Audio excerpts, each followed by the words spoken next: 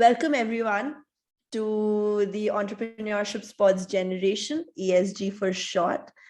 We are really glad that you all could take out time to join us today for ESG Nigeria National Finals. And we are thrilled to have all the amazing startups and esteemed jury members join us. So before we begin, would really like to introduce ESG and the global movement, the ESG global movement that we are beginning with, that we have begun. Over the next decade, as we all know, there is a need to create over 1 billion jobs. And of course, we need to ensure that we leave a better planet for the future generations, as highlighted by the 17 UN SDGs. Now, here at ESG, we strongly believe that entrepreneurial initiatives are the solution to these pressing issues globally. The ESG community, which is, of course, all of us included, will help the entrepreneurs grow and become global enterprises, creating the better future all of us aspire for. ESG, Entrepreneurship Sports Generation, is a flagship initiative of the Global Education and Leadership Foundation, TGELF for short. At TGELF, we have been working over the past 2 decades, which is 20 years, to groom ethical and altruistic leaders globally. Through our entrepreneurship initiatives in the past 5 years, we have impacted more than 500,000 startups globally. For us at TGELF, supporting entrepreneurship and innovation has always been one of the core areas of operation. We have raised and made available 7.5 billion USD to startups and organizations that support startups through our initiatives. For the ESG, we have put together a very attractive rewards basket for all participants globally. If you could move to the next slide. Yes. So similar to the international sporting leagues, the ESG 2020 tournament has 4 tiers that include city, national, confederation, and global finals. The winning enterprises from the national finals will proudly represent their country in the confederation finals. And the winners of the confederation finals will, of course, battle it out for the final global honors. We express our gratitude to all our partners who have joined hands with us, and we commit to collectively support all our enterprises who have become a part of this ESG global family and the movement in achieving global scale at a greater level.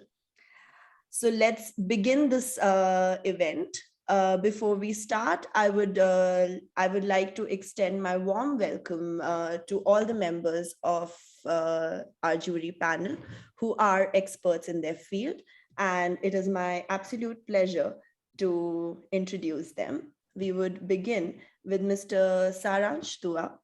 Mr. Dua currently is playing a leadership role in the GTM Plus India partnerships and user growth for new EdTech app that ByteDance, which is an international technology company, is building for India. He is the head of marketing and partnerships at ByteDance, and formerly he has been the head of operations at Unacademy, leading a team of 39 across 4 different verticals, and has also been an on-deck EdTech fellow as a side learning initiative. Mr. Dua has received recognition as a Global Unleash Fellow 2019, National Economic Times Young Leader winner 2016. We would request you to please mute yourself. We interact with them through their cooperatives in order to avoid default. Fatima, if you could please mute yourself. Okay, thank you. leading a team of 13, he's received a recognition as a Global Unleashed Fellow 2019, National Economic Times Young Leader winner 2016, and World Summit Youth Award winner 2012. Moving on to Mr. Ramanathan. Yes, Mr. Avinash Ramanathan is an investment associate at Kalari Capital, an early stage tech-focused venture capital firm based out of Bangalore. At Kalari, he's currently helping shape the investment practices, primarily in health tech, deep tech, space tech, SaaS, and sports tech. As written over here, and as we're told, Mr. Ramanathan is very excited about the potential of venture-backed technology companies to create long-term sustainable impact for society. And he feels that might just play a pivotal role to in India's march towards a $5 trillion economy, and is confident that by the end of this decade, the biggest companies in India by market capitalization would be venture-backed. Mr. Avinash is also an avid tennis player, and you can find him giving tennis lessons in his free time. So welcome, sir. Moving on to Mr. Aditya Arora. Yes, Mr. Aditya Arora is the Chief Executive Officer of FAR Network. He's a young entrepreneur and achiever on various national and international platforms.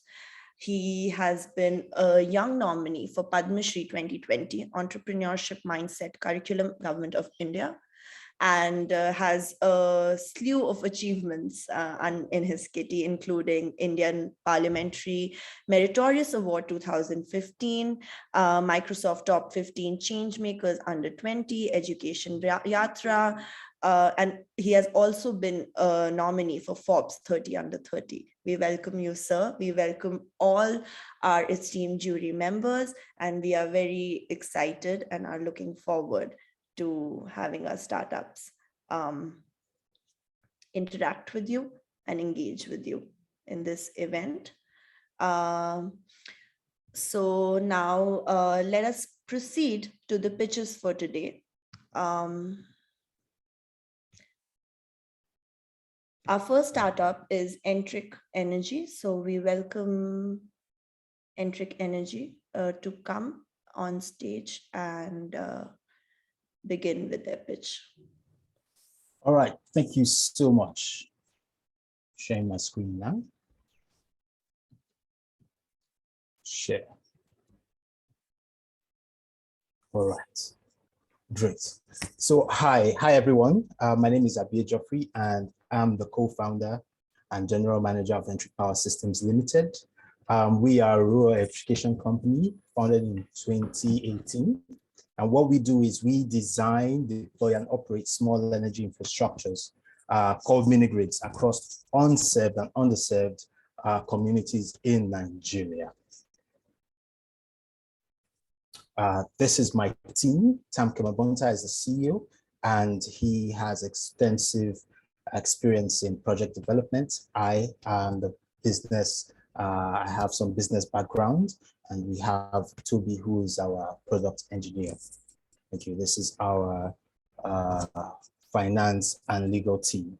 So our partners across the years. So we have worked with Olon as an impact investor, as well as the United States African Development Foundation to develop our first pilot, currently serving over 230 customers in the Niger Delta area of Nigeria. So what our business model, we sell energy as a service on a pay-as-you-go basis. And we use a special analysis, deep analysis, trying to, when we go into these communities that we serve, to understand and try to gauge the willingness and ability to pay of our customers to determine if the community is right for mini-grids. You see, the problem we are trying to tackle is lack of energy access in these communities. And these communities primarily use polluting, very expensive and very polluting diesel generators. And a lot of the time, these customers spend as much as $1 per kilowatt hour. We have been able to bring that cost down to less than 60 cents per kilowatt hour for this customer.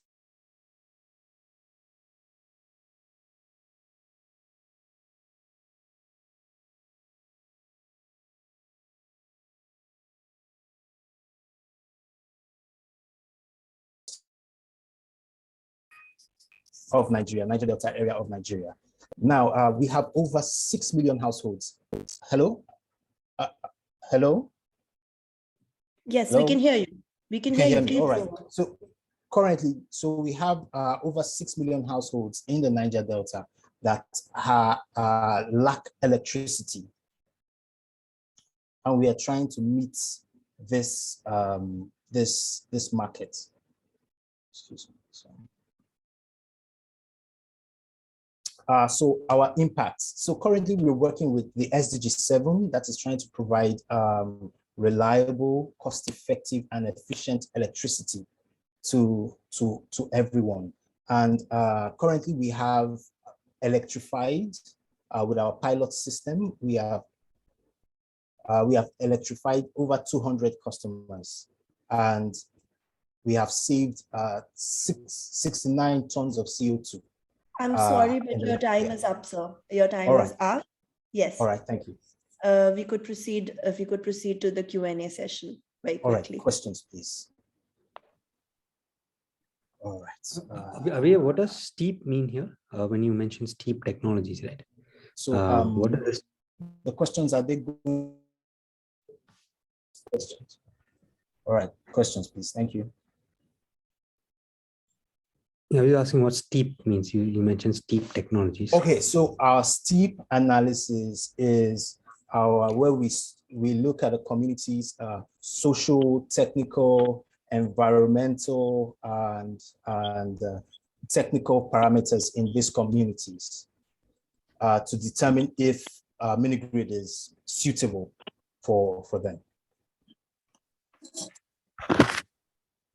So when it comes to a competitive advantage, is your competitive advantage in terms of sourcing such units of electrical production? Is it more distribution? Is it more maintenance and recurring revenue? Like which part of this are you most comfortable with?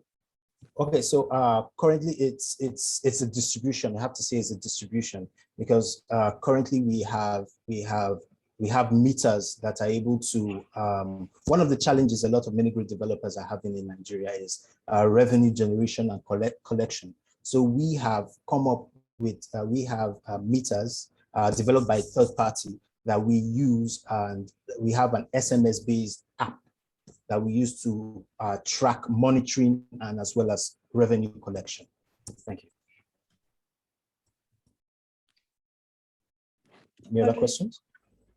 Any other questions from the jury members? Just one last question. So, like, do you have any defensibility of the kind of technology that you are trying to build, or is it like an open source?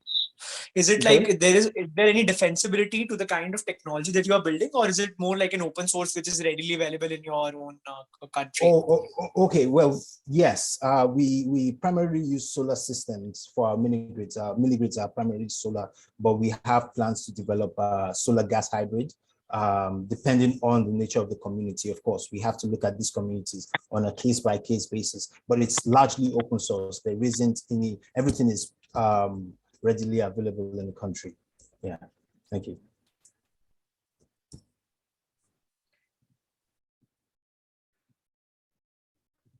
All right, so I think we are done with the questions.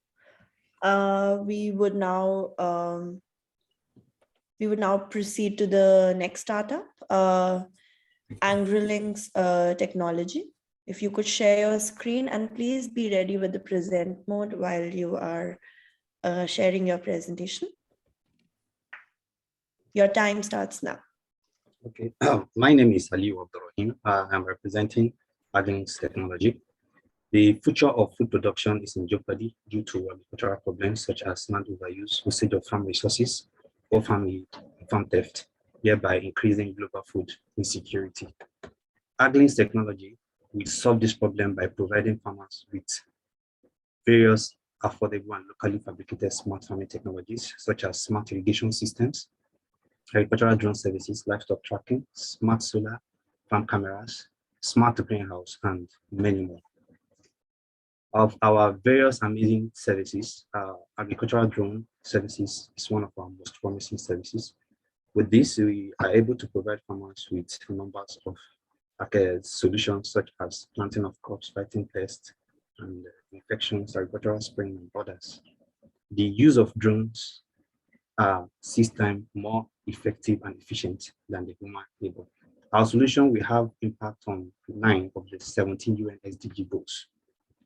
Here is the global market projection of smart agriculture. In fact, in Nigeria, it is projected at 624 million USD. Since a lot of farmers haven't keen to it, especially in the northern region where we will be placed, we project the possibility of reaching a market share of 25% in 10 years, which amounts to 156 million USD.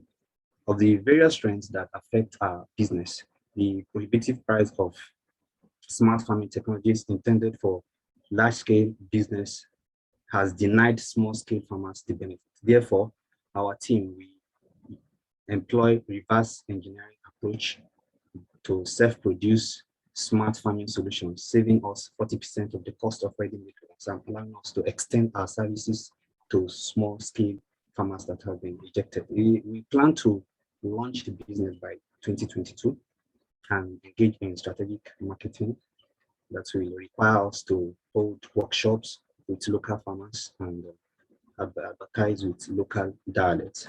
Here are our competitors, and our USP is affordability. Here is our financial projection. In our first year, we don't expect to make a lot of turnover. As you can see, the net profit is similar, but in our second year, we will cover up for that and make a net profit of 4.6%. Here are our teams, myself, Dr. Zubair, and other engineers that will work to make this idea a reality. Thank you. All right, let's proceed to the Q&A round. I would request the judges to proceed and ask their questions.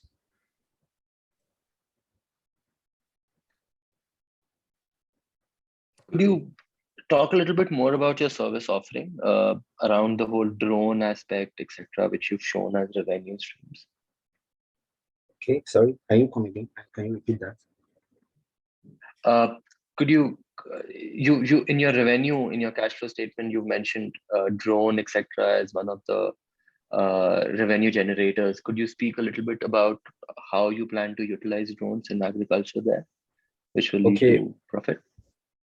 Well, we will utilize them in assisting farmers fight crops, pests, and other agricultural spraying activities, which are usually done by manual functions that are more tedious and consume time. So we'll help them save time and save cost. Okay, so you want to rent out drones, etc. So you buy them and then rent them out. Yeah, no, we help them. We help them achieve the aim. We don't rent it out. We have a team that are expert in flying drones that will help them carry out the activities. So we'll get paid for that. Okay, so your model is based more on end result and outcome. You'll take care of someone's farms and say, hey. I don't get that, sir. You said? So in this case, the services that you provide, yes, how are they packaged? Is it like an end-to-end solution that you say, you know what, we'll take care of your farming and we'll give you a cut of it, and hence we've got our teams that take care of it?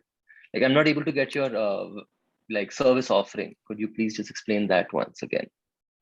Okay, our service offering is we need to get across to local farmers that have current challenges with maintaining their farms. So we'll tell them, instead of wasting time in manual functions, we will help you take care of your farm. We have the necessary technologies that will help you achieve your work better, faster, and more effective. Then discuss and agree on the price for that. Sure, thanks. Any further questions by the jury? There's 1 minute left for the Q&A. No questions from me. All right, so then we can proceed to the next startup, which is Energy Assured Nigeria Limited. You can stop sharing your presentation. Okay.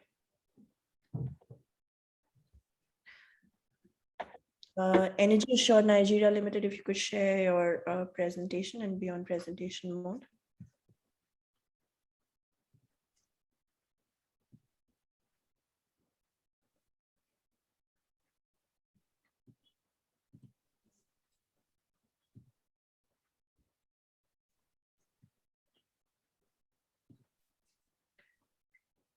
You could begin your presentation.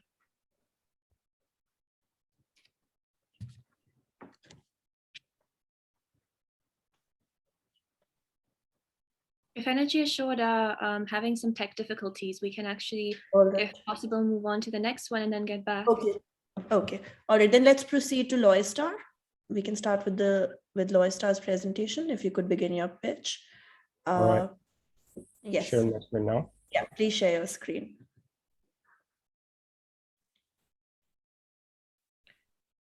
And your time starts now. All right, thank you. Hi, everyone. My name is Aditya from Loystar, and we're building Africa's largest digital commerce and loyalty platform. So we realized that small businesses are critical to any nation's economy, but we've also seen that 90% of them fail within the first 5 years. We've traced these challenges to how difficult it is for them to accurately keep track of their sales, retain their customers, and access capital. But one thing stood out in our finding, and it's the fact that not losing customers for these businesses is what gives them their ultimate competitive advantage. And so we decided to build out Loystar. It's a next generation digital commerce and loyalty platform that has low cost of access, so it can function offline. We have a point of sale, we have a loyalty engine, we have a payment product called UPay, and recently we just launched a marketplace, for our reward offers. And so all of these products in our ecosystem, work together to ensure that small business can build resilience in their business, and they can retain their customers and, of course, grow and not die within the first 5 years. So far, we've seen merchants from 4 African countries, and actually we've seen some merchants outside Africa. Altogether, we've seen over 1,300, and our customer base in terms of the merchants customers now is close to 30K, $1 million in transaction value, and of course we've received support. We've also won awards from Visa. So Visa did Africa Everywhere initiative. We're top 12 across Africa, over 500 startups. We're third place out of 1,500 startups in the Nigerian startup competition that happened last 2 years, and several other awards that we've won, right? And we've not been funded, we've been largely bootstrapped, and currently we're growing at 20% on the average month-on-month in monthly recurring revenue. In terms of the target markets, we have about 40 million small businesses in Nigeria, but we're looking beyond the shores of Nigeria. And the trends that we see supporting our business is the fact that COVID has disrupted everything. Everyone is going cashless, contactless.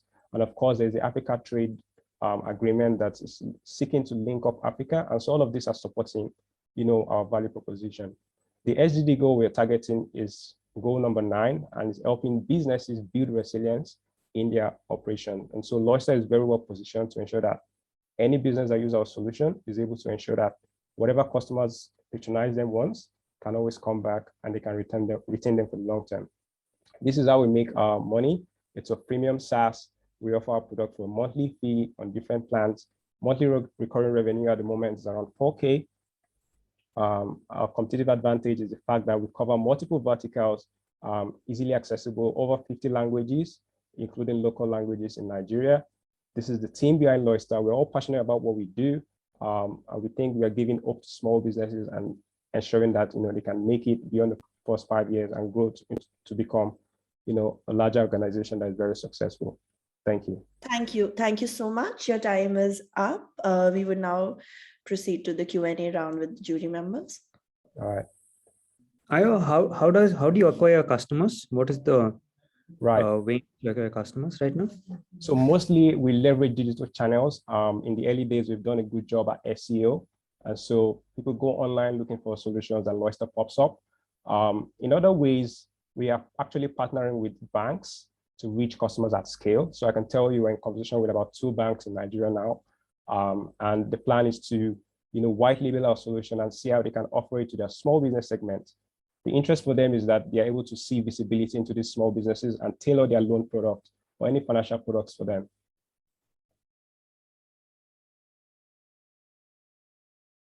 Any other questions by the jury members? In terms of your focus, how much percentage of the services are in-house and how much percentage of the services are in the marketplace where third-party vendors are sort of coming in helping these businesses? I'm not quite clear with that question. Could you please? So my question is that one is that, of course, your in-house digitization that you're doing, right, of these e-commerce stores. And second is the marketplace that you're trying to build, which you also showed on that slide. So I was saying that now, what is the focus? How much percentage of the services you are doing in-house? Right. So in the last, since we started operation, our focus has been mostly on the merchants, ensuring that their process is digitized end to end. So it's been B2B. It's just recently we started doing the B2C. And when you start a startup that's sort of like a marketplace, you want to ensure that you have, for the business side covered, and those are the guys that you can actually monetize from easily. So they have a pain point, fulfill that pain point. But we see more opportunity in connecting them with the consumer, and that's why we launched our U-Rewards platform. And this is complementing our value proposition of helping them attract new customers from the marketplace and also retaining them in the long term. Got it. Yeah. Do we have any more questions? There's 1 minute left still. Are there any follow-up questions by the jury members? Okay. What was your key reason to start this startup? Like, was there a personal pain point you experienced? Was it a research report? What was it? Funny enough, it started from my master's thesis. So I did a mobile computing and internet systems for my master's. And it was all about leveraging the mobile device to, support business. And I built an app and I thought, how could small businesses use it to ensure that the customers come back? And it was inspired for me, shopping from the grocery store and, I get coupons. I typically like to shop once in 2 weeks, but the coupons will bring me back more than once in 2 weeks. And I thought, how could a small business leverage this kind of, commerce experience to ensure without having the fancy, checkout system that like a big grocery store might have. And I thought like the mobile device was a good way to start. Thanks. All right. Thank you so much. Thank you so much. We now proceed to our next startup, which is Aggro Data.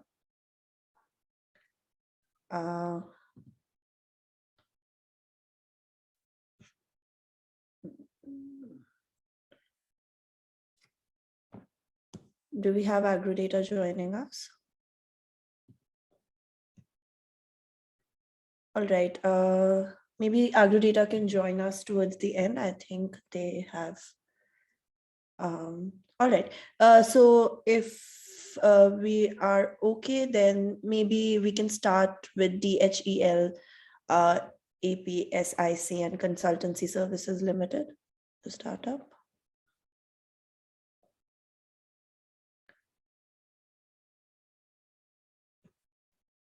We would request someone from our team to be sharing their presentation while they present. Okay, I'm David Asmo. Am I clear out here? Yes. Are you comfortable with sharing your presentation, or we can have someone from our team present for you? I would do the presentation. Just change the slides for me, please. All right. So maybe you can stop sharing your screen, please, and David, and we'd ask someone from our team to share the screen with your presentation. Okay. Right. Thank you for that. Okay. So they'll change the slides for you. Okay. All right. Your time starts now, David. Thank you very much. The name actually here is actually Jesse J International Limited. We actually applied as Dell Agro Produce Storage Innovation Center, but we actually rebranded the company due to new investors in the company. We're virtually centered on the fact that, just like for my own case as a little kid, I grew up seeing a lot of poor children, poor families, people hungry, starving, and then you are in a society where a lot of farmers produce what could actually provide the necessary food for these families. And 90% of this food most of the times go wasted. So we actually had been researching into ways to actually preserve and provide food security and safety for Nigerians. This has led this company to delve into technological approaches towards drying of perishable farm produce, which is basically those concerned with vegetables, fruits, and tubers. We've been able to develop indigenous technologies, being that I'm a physicist, I'm a teacher, a lecturer. I've been able to pilot a number of projects, and we came up with a couple of wonderful designs. We have the solar dryers, which help enable the drying of vegetables at low heats using black body radiation. The recent application we made for the Rockefeller Cassava Challenge, we came up with the solar gas soberization technology, which it caused cassava through controlled humidities and temperature. Well, of course, we're driven by a very strong factor here, which shows about 2.7 trillion naira deficit lost annually from post-harvest damage, majorly due to mechanical damage, poor storage facilities. So what we do is we provide these designs and constructed or fabricated machines. We sell to the grassroots farmers, through partnership with what we call community associations, NGOs, and likewise, individual SME farmers. Next, please.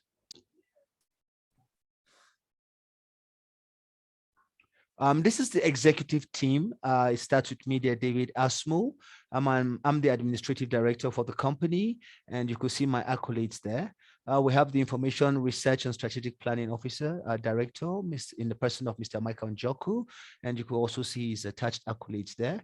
We have the accountant, who is a certified chartered accountant, Mrs. Hope Ogbu, and Mr. Joshua is a HND petroleum engineer, and he's also been working on the monitoring and evaluation aspect of our organization. And a very key important person here who happens to be my physics teacher in secondary school. I'm an inventor from secondary school, my high school. So we've been working right from time till today. He has helped to pilot the solar gas separation technology because he has invented a number of incubators for incubation of poultry eggs. Next, please. Next, please. The motivation generally is, like I earlier said, there's massive hunger, children suffering. As a teacher, I've seen kids suffering in classes, hunger, lack of ability to absorb, accumulate knowledge. And this is because of the lack of certain foods that are necessary for their, nutritional benefits towards acquiring the necessary literacy. Thank you so much. So what we actually do here. David, your time is up, I'm afraid. Maybe you could continue in the Q&A round and explain it better. Thank you very much. Okay, thank you. Okay, let's proceed to the Q&A round.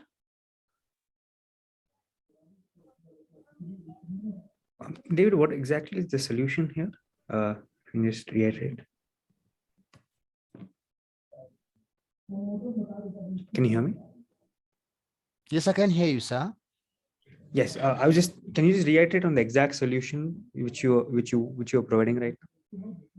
Actually, we provide solar dryers and other drying technologies and keeping fresh, early, just post-harvest farm produce like tubers. We provide certain technologies that enable them to be kept fresh before going into transitional.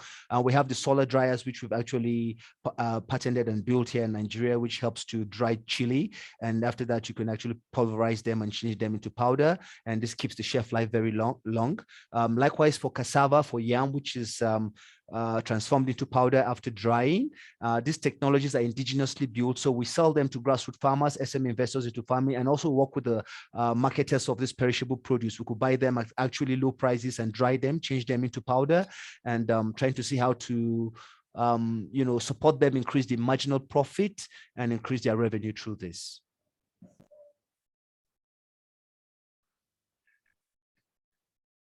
Any other questions from the jury members? Out of all of these, yeah, go for it. No, Saransh, go for it. Go for it. I'll go after you. I just want to know, out of all of these solutions that you just mentioned, which is your highest profit product that you'd want to scale up? Our highest profit, and what we want to scale up right now is concerned with a certain a machine we intend to import, because we can't actually build this because of the technology involved. This is dehydration of tomatoes and mangoes, where we can change them to powder. Here in Plateau State is the highest producers of perishable farm produce across Nigeria. And then you have them distributed to all parts of Nigeria, and the perishability in these other states is very high. This is not an area people have actually delved into for my research findings. And statistically, the losses are quite high. So it's a great area of potential investment and profit generation. So the highest area here is our sales of solar dryers, which is indigenously built here to local farmers, synergizing with NGOs who could help actually facilitate in providing these facilities for the low-income farmers. And then also our perishable farm produce, which we actually dry and process into powder. We intend to scale up in the area of yam processing, cassava processing into powder, and spreading up the awareness of this. We do this by actually working with grassroots farmers. We have the radio talk shows and other publicity means and so on. Perfect. Maybe Mr. Dua, you can go ahead.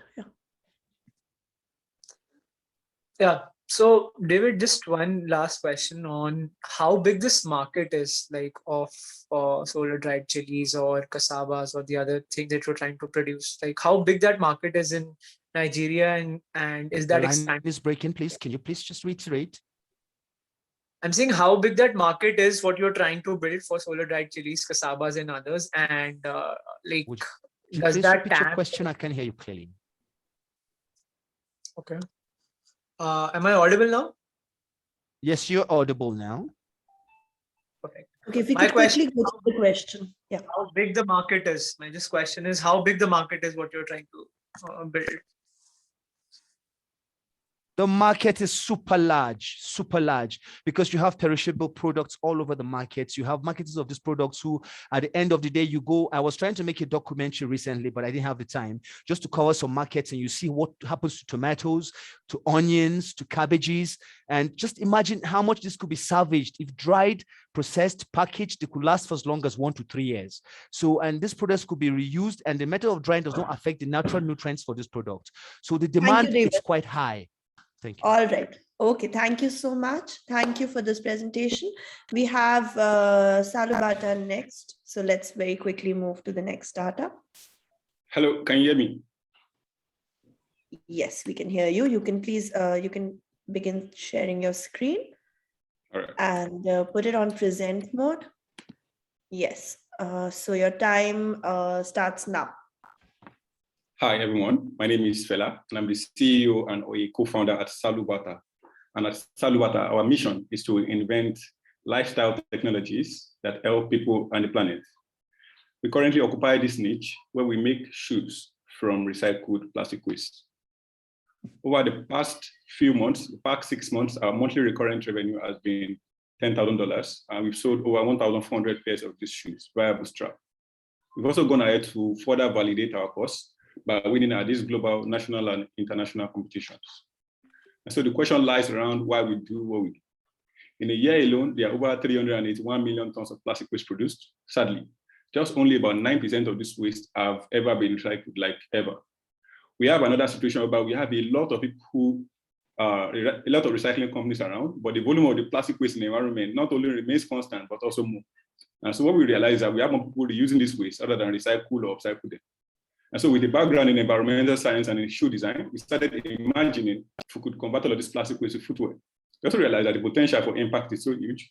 And this is the reason why we decided to occupy this niche of recycled low-cost plastic shoes that makes a profit, but also benefiting people and planet. And so the sustainable footwear market is really growing at an astronomical rate. And our competitors are currently unicorns. And we are hoping that in 5 years, we also become one.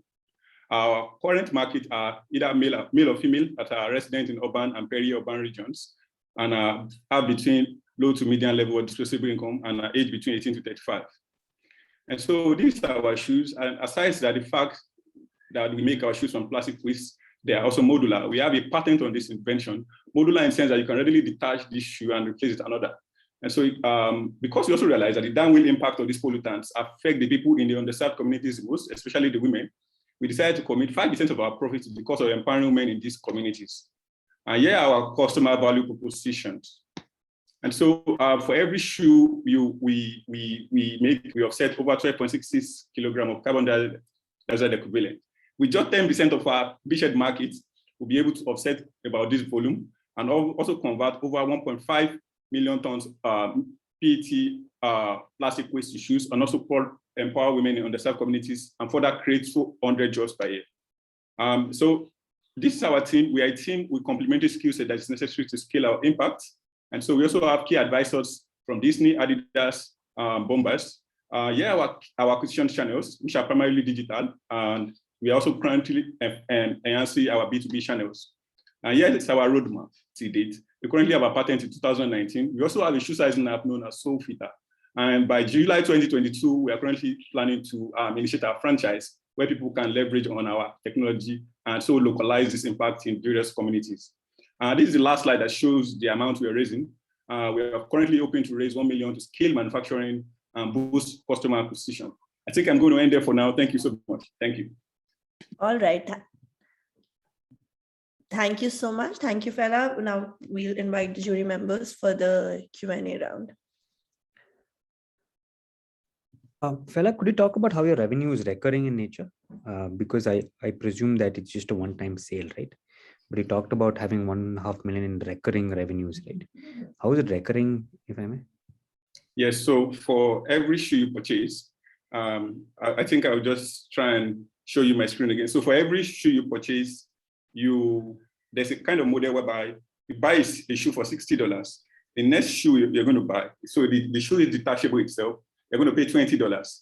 And so all you just need is one sole for a lot of offers. And so as a customer, on the average, you always come back to buy an extra shoe because you keep releasing new designs. And so that makes the customer keep coming back, even though they are not going to spend a lot of money on buying an extra shoe. And so what we are doing is that we are reducing the cost, we are helping them reduce the luggage and cleaning the environment, and also really helping the increase the efficiency of manufacturing. And so yeah, that's it. From a manufacturing. Yeah. Oh, you move on? Okay. No. You can move to the next question, sir. Saransh, you can move. My question was from a manufacturing cost perspective, if you were to create this using a similar shoe, using normal materials, which say other shoe manufacturers use, how much cheaper are those shoes? So traditionally, the average shoes of the kind of quality we produce sells for $120. And even with the fact that we make these shoes from plastic waste, they sell for $60. And now, so in total, for a customer, the first shoe you're going to get is $60. The next shoe you're going to get is just $20. And you keep buying that. And so we estimate that in 5 years, the customer lifetime value is about $900 per customer. And so it's really, that is really our model. And so, yeah, that's it. No, sorry, my question is the cost of a shoe production. Yeah. Using plastic versus using normal materials. How much of a more expensive affair is it using plastic? Yeah, so the costs are almost the same, but then our model makes it cheaper, such that that's it. Yeah. Thank you. All right, any more questions? We have some time, Aditya. So just like one quick question in terms of your whole process, your lifetime value when you're calculating it to be $900. Like how many times do I need to buy that again, and how does that entire thing works, and doesn't that impact the quality in certain way? Yes, so thank you so much for the question. So the way the shoes are designed is that we have one sole for different uppers, and so it's detachable. And so we also have some components that are not detachable, but then the way the modular shoe sells the most, in a year, we've seen people coming to buy paying an extra $100 on buying the modular components. And then, so this is within a period of 6 months. And so they keep coming back, and in a year alone, a customer spends, from buying a shoe of $60, spent $200. And so that is why we're able to estimate that in about 5 years, at the lowest point, our lifetime value, customer lifetime value is about $900, $950 per customer. All right. Okay. So with that, we move to the next startup. We have Energy Assured Nigeria up next. So would request them to come up and begin to share their screen.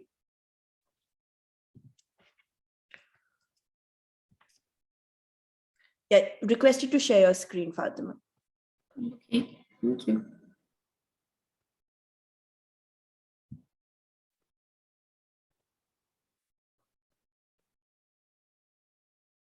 Are you able to share your screen? I'm trying, sorry.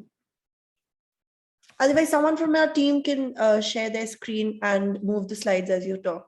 Is that okay? Okay, you've shared your screen. Okay, thank you. Perfect. All right, your time starts now, Fatima. Okay.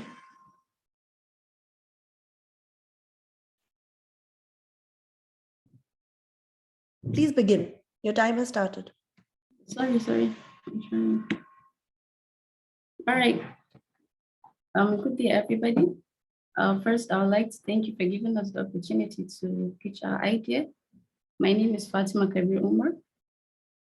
So Energy Assured is a social enterprise that helps low-income women farmers with a subscription-based, comprehensive, and mobile solar pump that is cheaper, affordable, accessible, easy to use, and environmentally friendly to draw water for their all-year-round farming instead of using petrol-consuming generators, which pollutes the environment. Energy Assured is all about breaking down barriers for low-income women farmers in Africa to increase income in the sustainable energy sector and agriculture.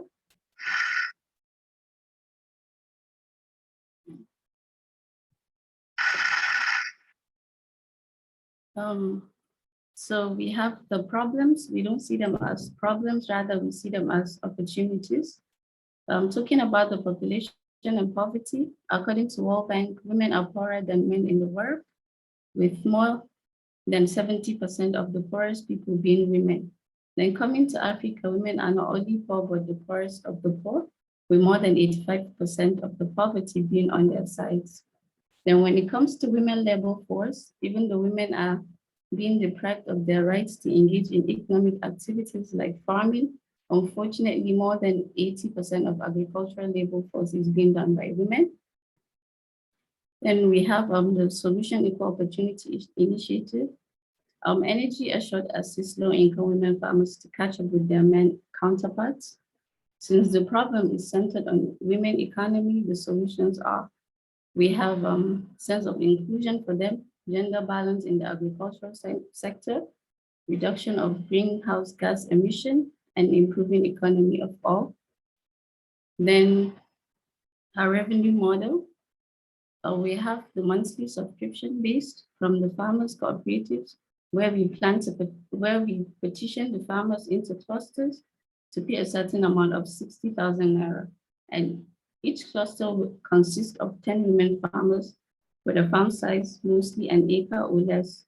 Then the second one is through consultancy fee for other solar owners who who require our technical expertise to install, maintain, and fix their solar plants.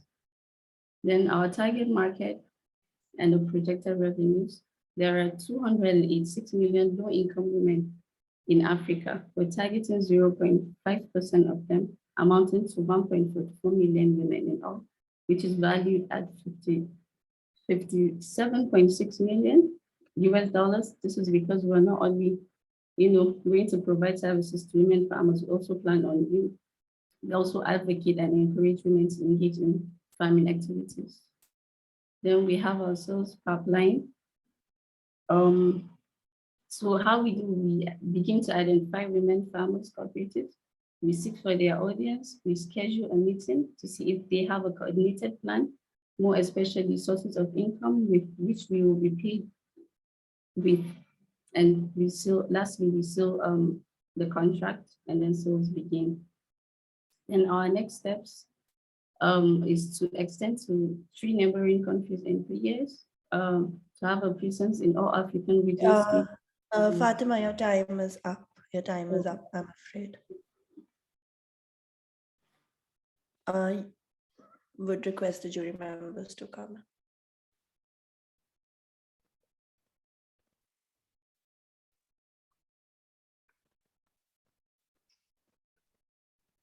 Okay, could you speak a little bit more about your service offering? Sorry? Could you speak a little bit more about your service offering? You mentioned consultancy and solar pumps as 2 of your places where you'll do your expenditures. So if you could break one of those down, it would be, yeah. I don't get the question, sorry. Could you explain more about the type of consultancy services that you're offering? And which out of those do you feel is the most beneficial or impactful?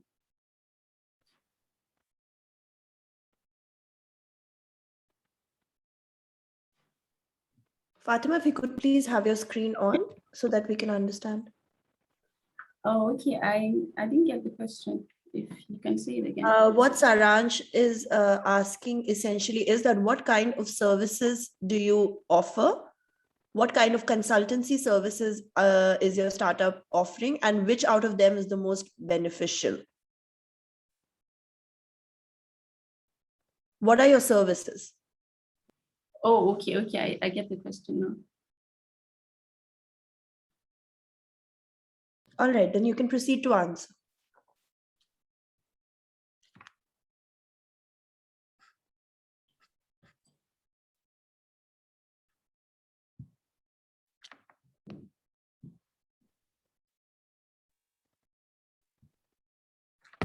Fatima, we cannot see you. If you could proceed to answer. Yeah. Okay, the services we offer, we provide solar pumps for women farmers to draw up water for their farming activities. And then we also do consultancy if a farmer wants to, if they require our technical expertise to install and maintain and fix their solar plants for their farming. And also we advocate for, women farmers, for women to get involved in farming activities. Sure, thank you. Other questions from the jury members? No questions. Aditya? Good as well. Good to go as well. Okay, all right. Thank you, Fatima. Now that we're done with the Q&A round,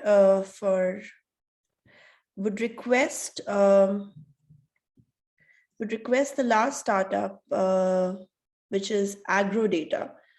If they are here, could you please let us know that you are here so that we could request you to pitch? Is the representative of Aggro Data here?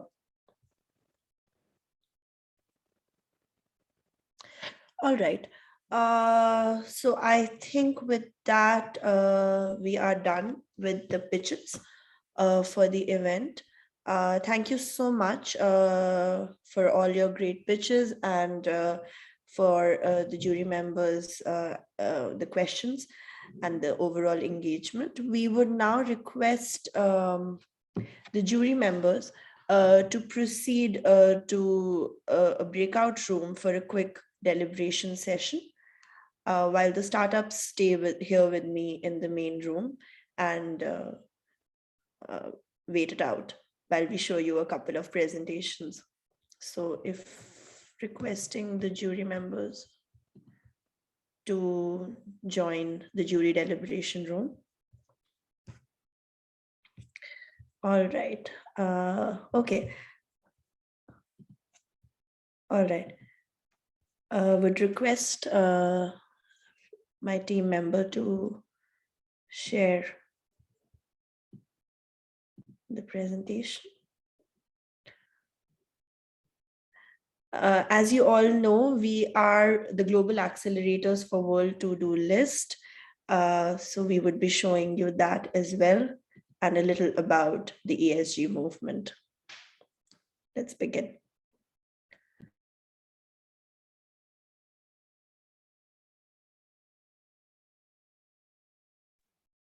Yes, we can start.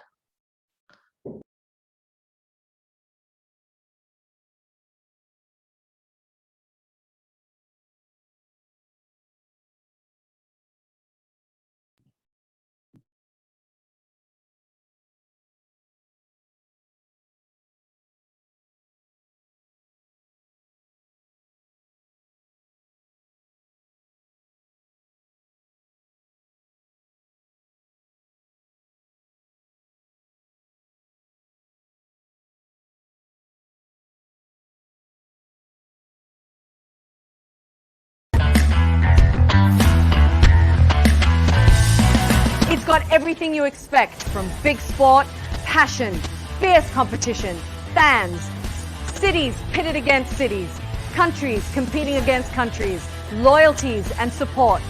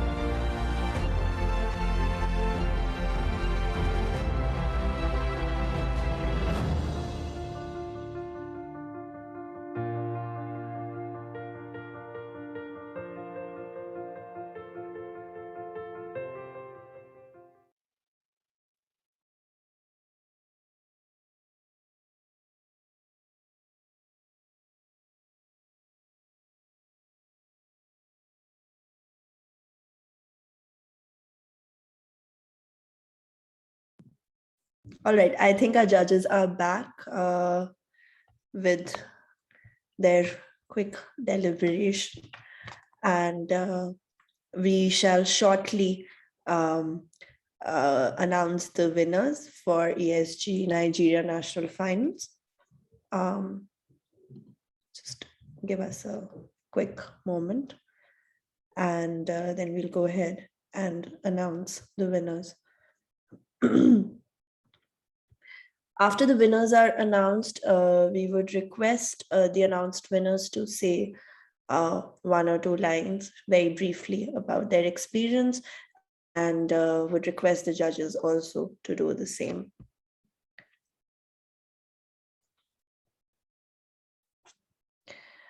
If we're ready, then we can share the screen and announce the winners.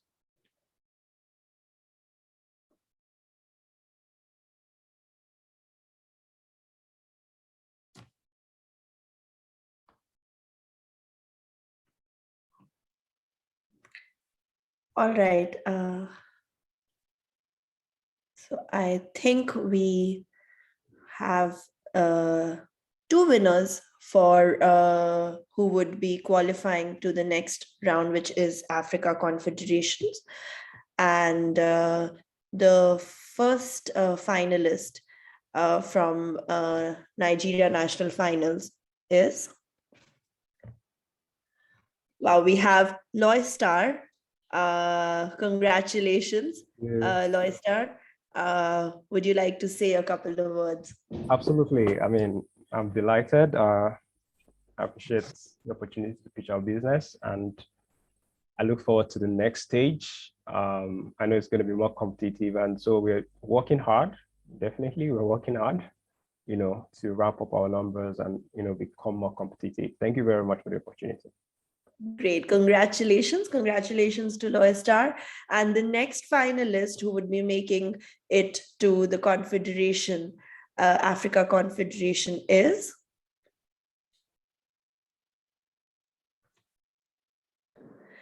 Salubata. Congratulations to team Salubata and to Fela.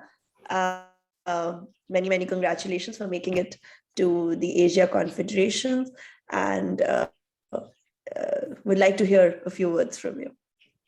Yeah, thank you so much. This is one of the most exciting things that have happened to us as a startup. And thank you so much for considering our brand as something you can really vouch for.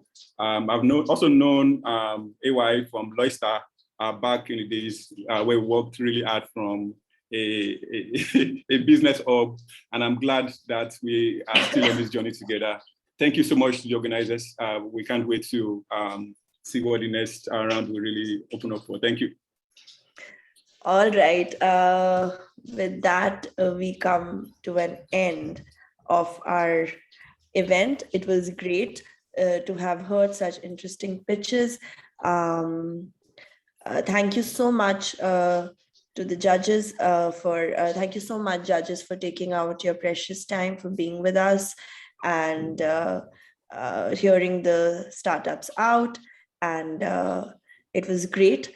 And hope to see you all and the startups. And for all of you, please do stay connected with us, as you all are a part of the ESG global family. And we were really glad to have hosted you.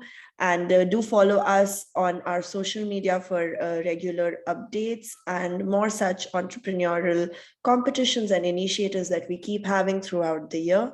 And it was great to have all of you. And thank you so much. Thank you.